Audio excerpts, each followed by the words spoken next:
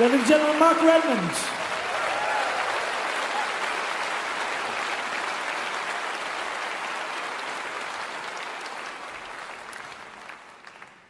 We'll be hearing more from Mark Redmond and his beautiful pipe playing later on.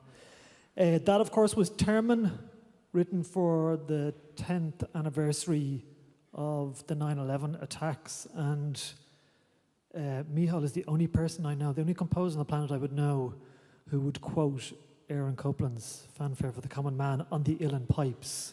Isn't that a beautiful thing to hear that on the Uilleann pipes? Who else would write such a thing? Yeah, it's worth it. Yeah.